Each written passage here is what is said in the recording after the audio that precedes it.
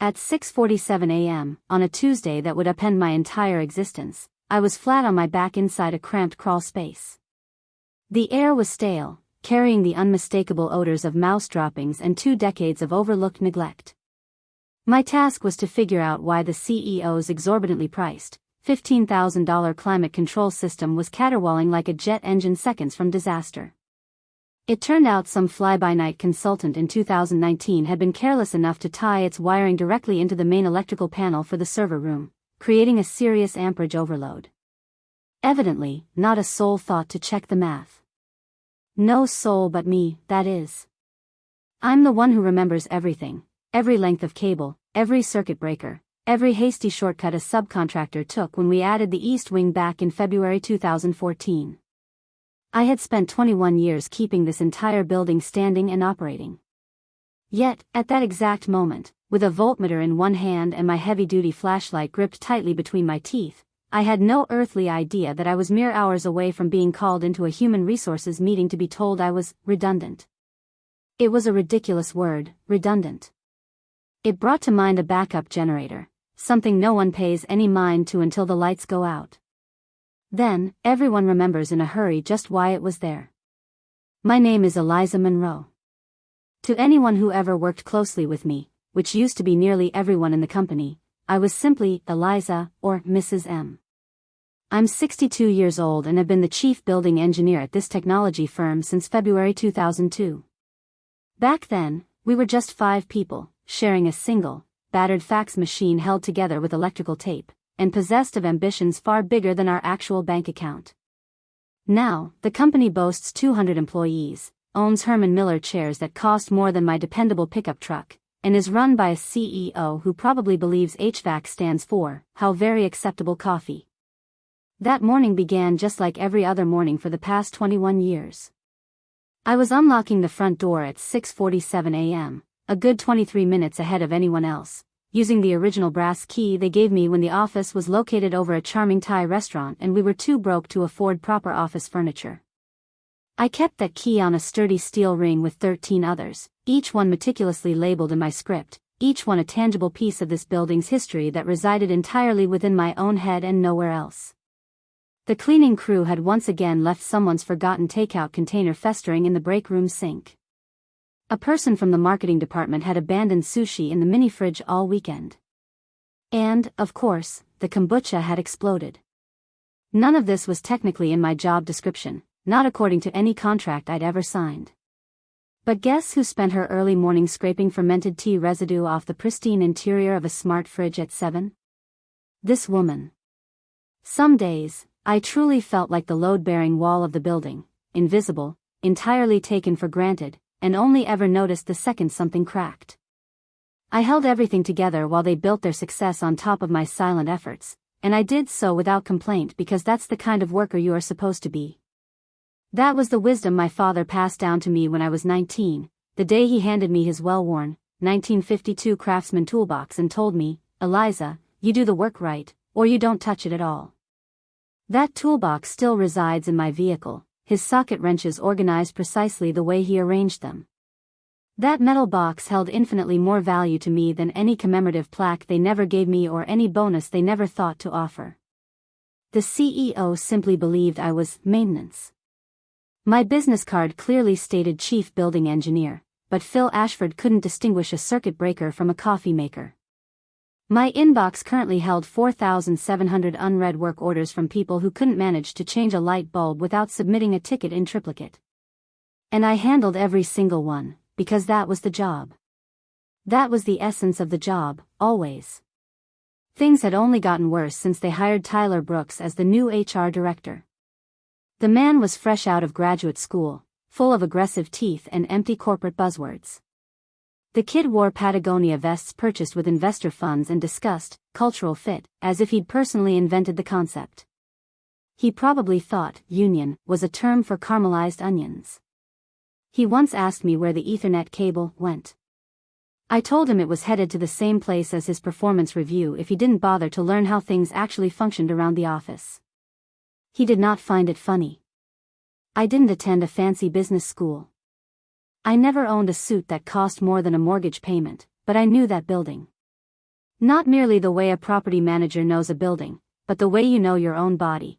Which pipes emit a deep moan just before a storm hits, which specific thermostat will panic when the humidity climbs past 70%, and where the main electrical panel makes a distinctive rattlesnake-like hiss if you open it too quickly. I had kept this company alive through major power surges, multiple pipe bursts, a server room flood, and the fallout from 4 CEOs worth of truly awful decisions. And they simply forgot. No formal recognition. Not a single handwritten thank you note. Just once, after I'd worked until midnight to restore power following an ice storm, an event that would have cost them $200,000 in lost server data, the previous VP had tossed me a half-eaten protein bar and mumbled, "You're a saint, Gary. My name is Eliza." Eventually, I stopped correcting people. That lease, the one that allowed us to occupy prime downtown real estate for a mere fraction of the market rate, I had negotiated that myself back in 2002 when we couldn't get a single landlord to return our calls. The company had 5 employees and couldn't even qualify for a business credit card. The founder, Randy Foster, had sat across from me at a small diner and pleaded, "Eliza, if you don't co-sign this lease, we'll be operating out of my garage.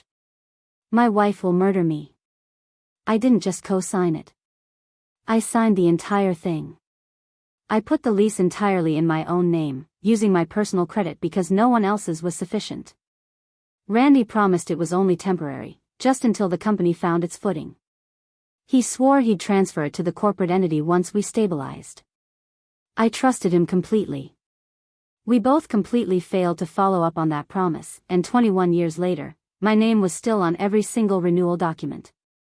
After that first year, it was always me who handled the lease paperwork, me who dealt directly with the property manager, me who coordinated all the HVAC upgrades, the carpet replacements, and the infamous time we discovered a horrific odor in Suite B that turned out to be a dead squirrel decaying in the insulation. They never once asked about the lease. They never even bothered to check who held the liability.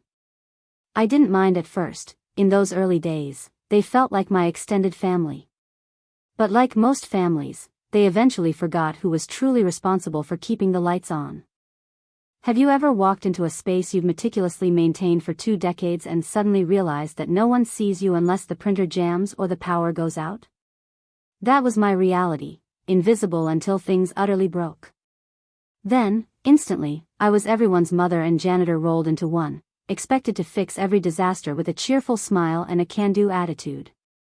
So, I kept showing up, quietly, competently, reliable as the sunrise. That's what you do when you genuinely believe in something. When you believe that loyalty is meaningful. When you still hold on to the idea that simply doing good work will eventually be enough. Then came that Monday.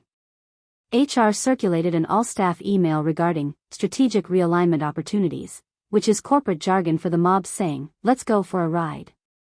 My stomach turned cold instantly. I'd witnessed enough executives weeping into their laptops during past layoff meetings to recognize exactly what was coming. I was next, and I absolutely was not going to cry.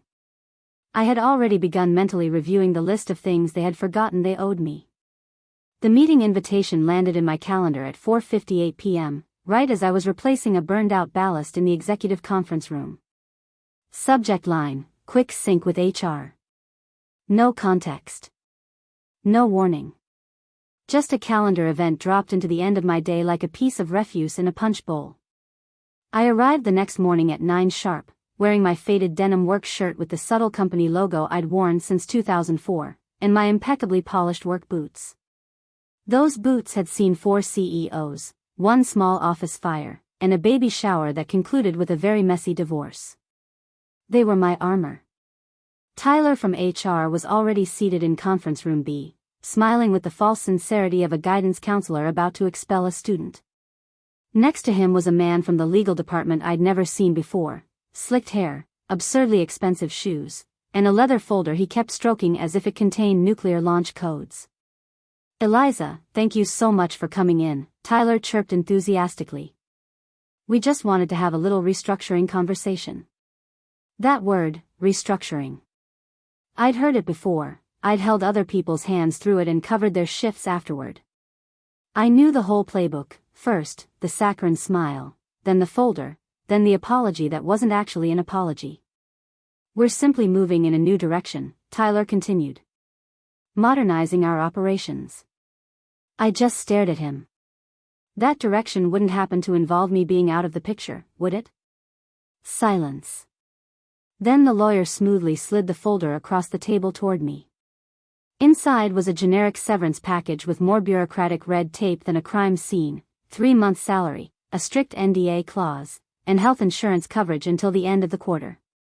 Truly generous. The letter didn't even manage to spell my name correctly. It referred to me as Elizabeth J. Monroe. 21 years of service, and they couldn't get the name on the building lease right. We'll need your badge and keys today, the lawyer added in a flat monotone. And any other company property in your possession. I drew a deep breath that felt like it could have fractured concrete. I reached into my bag and set my company badge on the table, like a poker chip indicating I was done playing the game. Next came the keys, all 14 of them, each one labeled in my handwriting from February 2004, the year I stayed late to rekey the entire building myself because the old system was a major security risk. You're sure? I asked, my eyes locked on Tyler's. He blinked, clearly thrown off. I'm sorry. You're sure you want these? I held up the key ring, heavy and solid. Last chance to really think this through. Tyler quickly adopted that practiced HR expression, sympathetic, professional, and utterly fake as margarine. It's not personal, Eliza. Sure it isn't, I muttered. I stood up, firmly buttoned my denim work shirt, and picked up the miserable little severance folder. You have just fired the only person in this building who knows where the main water shutoff valve is located. Good luck with that. I walked out before I could utter the final, satisfying words that would feel wonderful for 10 seconds but cost me the next 10 years. The sun hit my face with a blinding force. The sidewalk was filled with people rushing by, completely unaware they had just witnessed a building sign its own death warrant. I didn't cry, not after 21 years of covering their mistakes, soothing their panicked interns, and keeping their precious servers cool. They wanted to forget me? Fine. But they had forgotten too much. I didn't drive straight home. I pulled my pickup into a coffee shop parking lot, killed the engine, and sat there for a long minute. Then, I called Leo Bishop. Leo was my neighbor's kid. He grew up mowing my lawn for $20 and a cold lemonade. Now, he was a real estate attorney with a Bluetooth headset perpetually glued to his ear and a nervous tic when anyone mentioned the word arbitration. He picked up on the second ring. Eliza, is everything all right? No, I said, but it's about to be. Do you recall that lease agreement we drew up back in February 2002? A distinct pause, then a low, knowing whistle. Oh, that lease. Yes. Do they know? I smiled for the first time all day. It wasn't a warm smile. It was a dangerous one. They just asked for the keys. So, I think it's time I gave them everything they asked for. My house had a comforting, familiar smell of WD-40 and old Western movies, my preferred method of maintaining sanity. I dropped my bag by the door, kicked off my polished work boots, and walked directly to the garage where I kept the truly important documents. Not in a filing cabinet, but in my father's 1952 Craftsman toolbox, red metal dented and scarred. In the top drawer, carefully nestled beneath the socket wrenches, was the lease. I spread it out on my workbench like a blueprint, 21 years old, coffee-stained, and held together with both spite and staples. It included the original agreement, 7 amendments, a receipt for the lobby rug I purchased in 2003 before the company could afford proper furniture, and even a crayon drawing from Randy's daughter from those early days when the office was a single room above the Thai place, smelling of pad Thai and pure desperation. Page 12, Section 9, B. Renewal of lease term shall require written notice from lessee no later than 30 days prior to expiration. I checked the expiration date. August 1st. Today was August 3rd. 2 days late. They hadn't sent an email, hadn't made a phone call, not even a certified letter to the property manager. They had been so consumed with celebrating their upcoming IPO and playing musical chairs with new executive titles that they had completely forgotten to renew the lease on the very building that housed their entire operation that I leaned back in my garage chair and opened a cold bottle of beer. A smile spread across my face, the kind you wear when the universe has just handed you a winning lottery ticket. They had just fired the leaseholder, and now, they were technically trespassing.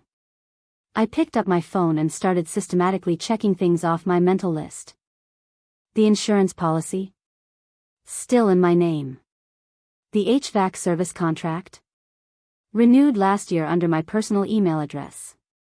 The cleaning service? They only showed up because I paid their manager monthly out of my own pocket. The utilities?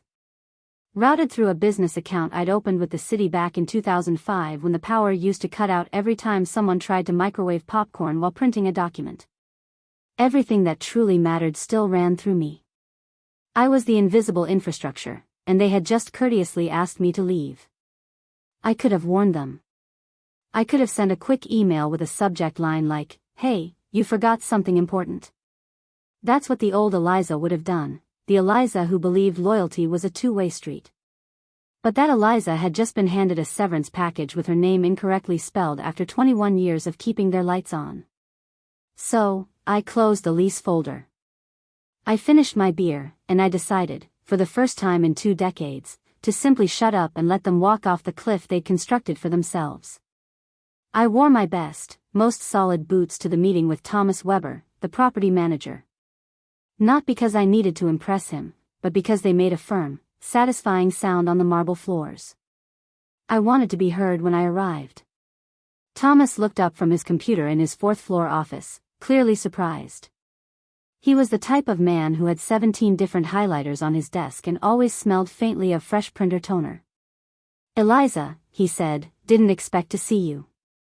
I smiled sweetly. "Just here to clarify a few things regarding the lease." I pulled out my folder and handed him the full documentation, the original lease, all 7 amendments, everything pristine, even including that crayon drawing from Randy's child from our 2009 renewal meeting. "I just want to confirm something," I stated. "There was no written renewal request submitted by July 1st, correct?" He clicked through his computer with a speed that suggested the machine owed him money. "No. Not from the company. Nothing logged. I just assumed they were operating month to month while working out a new, permanent deal." I nodded. Under Clause 9(b), that automatically converts the agreement to a month-to-month tenancy, which allows either party to terminate with 30 days' notice. Thomas leaned back, his chair creaking like old knees under strain. "Technically, yes, that's correct." I pulled a crisp, thick paper from my bag, official letterhead that Leo, the attorney, had drafted for me. "I would like to formally notify you of the lease termination," I said. "Effective in 30 days. His eyebrows shot up to his hairline. "Wait. You're terminating it?" "Yes." As the lessee of record, I affirmed.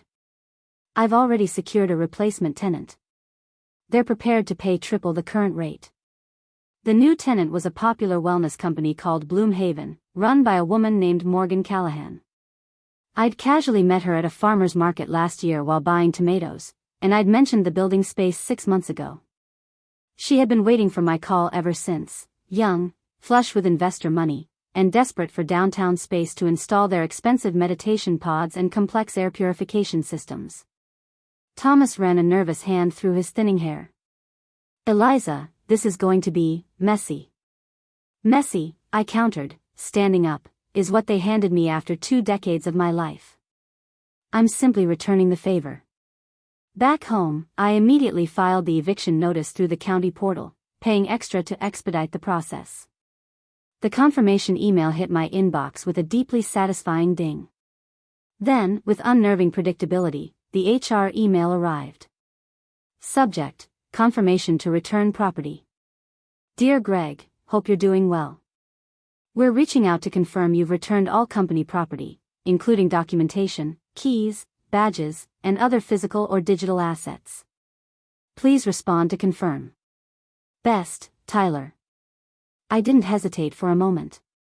I clicked reply all, knowing how much Tyler enjoyed CCing half the company to make himself look busy. Yes. Including the ones you forgot I had. I hit send and settled back in my chair. That night, sleep evaded me, not out of guilt, but from an overwhelming rush of something else entirely. I kept thinking about Randy's daughter. She would be in her 30s now. She probably didn't even remember that old crayon drawing in the lease folder. She wouldn't remember sitting on my workbench while her father and I figured out how to keep the lights on with duct tape and sheer hope. I wondered if she knew what her father's company had evolved into, and whether she would feel proud or deeply ashamed. Then, I recalled a piece of wisdom my father used to share when he taught me how to wire a panel box. Eliza, you do good work because that's who you are, not because of who might be watching. I wasn't doing this to them. I was doing this for the woman I used to be, the one who believed that simply showing up and doing it right would be enough, the one who deserved far better than a misspelled name and a severance check that couldn't cover 3 months of the work I did to keep that building alive. I owed her this. The restlessness vanished. Sleep came easily after that. 2 mornings later, I stood in my garage, holding a cup of black coffee and the certified letter in my other hand. The envelope was heavy, bearing a crisp signature confirmation and the county court stamp. Plaintiff, Eliza Monroe. Defendant, company occupant, suite 201 to 221. Subject, notice of termination and demand to vacate premises. My name was in bold at the top, and for the first time in a while, it was spelled correctly. Across town, the exact same heavy envelope landed at the reception desk at approximately 9:15 a.m. The property manager had sent it via priority mail and thoughtfully emailed a PDF copy as a backup.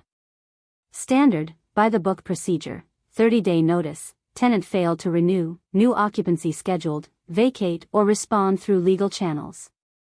The problem was that the receptionist that day was a temp whose name tag was written in glitter pen.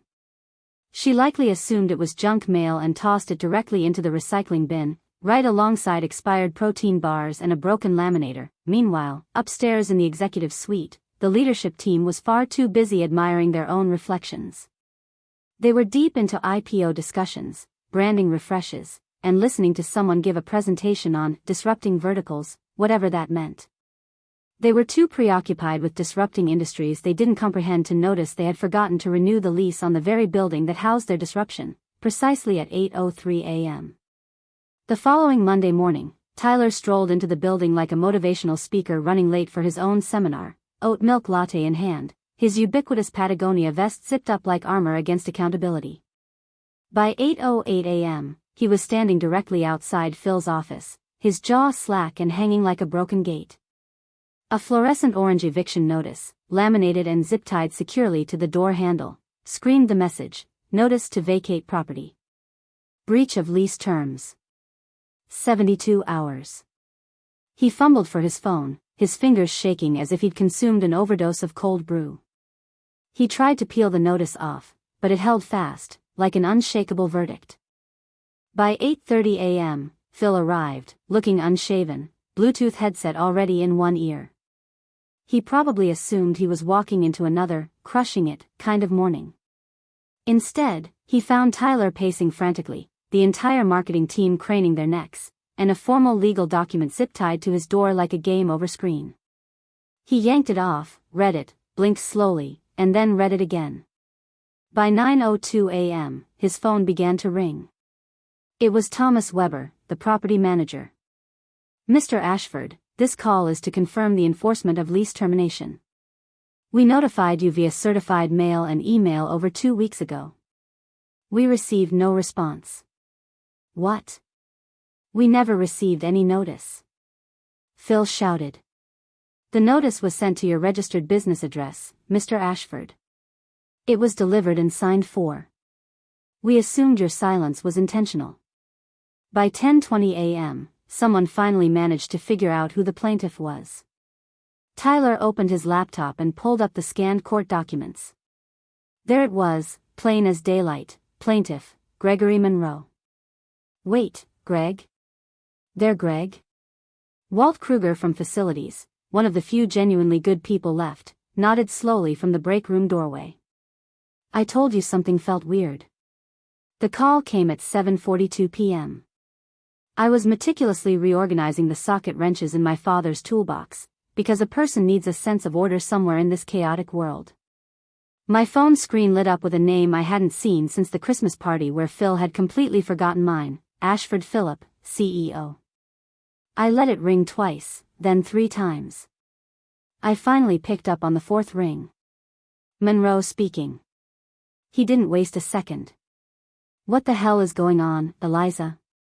You can't possibly do this. I put him on speakerphone, poured myself 2 fingers of whiskey, and leaned comfortably against my workbench as if settling in for my favorite ballgame. I absolutely can. And I did. Read your lease, Phil. You're evicting an entire company. Do you have any idea what this looks like? The board is panicking. We have press coverage everywhere. Our investors. I cut him off sharply. Phil, let me stop you right there. You fired the person who held all the keys. Building, legal, operational. You never even thought to ask who signed the lease. We assumed. That, I said, is the entire problem. You assumed about everything, about me, about what my value was, about what would happen if you discarded me like a used air filter. Silence on the other end, punctuated by heavy, ragged breathing. You completely blindsided us, he finally stated. No, I responded to being blindsided, I corrected. The difference is that I came prepared. And this doesn't just come back on you. The board is going to. They'll do what they always do, Phil, protect themselves. Maybe they'll toss you under the bus if they're hungry enough. But they won't call me, because I have the legal paperwork, and Bloomhaven has already wired the first 2 months' rent. That quieted him completely. Just to clarify, I continued, I didn't sell the company out. I simply stopped carrying it on my back. The line went quiet, then disconnected. By Friday morning, the company was in full-blown panic, hysterically throwing money at every commercial landlord within a 10-mile radius. It was too little, far too late. Monday morning arrived like a falling piano. Down on 6th Street, employees were unceremoniously wheeling out pristine Herman Miller chairs and half-empty Keurig pods into a rented U-Haul with a missing taillight. Tyler wore sunglasses the size of dinner plates. Someone had taped a sheet of printer paper to the side of the truck that read, "Strategic Relocation." Then came the defining moment. Phil, looking sallow and sweat-stained, completely lost control. A folding chair flew from his hands and smacked the side of the U-Haul with a hollow, pathetic clang. Someone posted the video within minutes. 3 hours later, it had hit every tech blog in the entire region. I drove by at 3:47 p.m., not to gloat, but just to witness the finality of it. The U-Haul was pulling away, its single taillight still busted. The building stood completely empty for the first time since February 2002. Through the glass doors, I could already see Bloomhaven's crew measuring for their sleek meditation pods. Morgan Callahan waved at me from the lobby. I rolled down my window. All yours, I said simply. You built something truly solid here, Eliza. We'll honor that, she replied. I nodded. I didn't need her to honor it. I just needed them all to finally remember that foundations matter, and that the people who know where the pipes run and the wires go are not interchangeable parts. I drove home the long way, passing the diner where Randy and I had signed that very first lease 23 years ago. It's a Starbucks now. Everything changes. Everything, that is, except the painful lesson I learned far too late: loyalty without reciprocity is merely free labor with a smile. Walt called me 2 days later. He said he'd quit. He simply couldn't stomach working for people who would throw away 2 decades of a woman's life over a simple, misspelled severance letter. What are you going to do now? He asked me. I looked at my father's toolbox, then at my phone, which hadn't stopped ringing with calls from other building managers who had heard what happened and wanted someone who actually knew what a load-bearing wall was. The same thing I've always done, I said. The work. Just for people who remember to say thank you. 3 months later, I was a consultant for 4 downtown buildings, making double what I earned before and setting my own hours. With every contract I signed, I made absolutely certain my name was spelled correctly. That evening, I stood in my garage with a cup of black coffee and looked at the wall. Next to my father's photo and my first paycheck from 1981, I carefully mounted a small brass hook. I pulled the original office key from 2002 out of my pocket and hung it there like a trophy, not as a reminder of what I lost, but as definitive proof of what I had built and what I ultimately took back. They foolishly thought I was obsolete. I simply changed employers. 21 years they took for granted. 21 years I showed up, fixed their problems, and kept their wheels turning while they built their empire on my back. They wanted me to be redundant. I simply reminded them that I was foundational. They forgot I was the load-bearing wall. And when a load-bearing wall decides to walk away, the whole building comes crashing down. Turns out, competence never truly retires. It just finds better clients.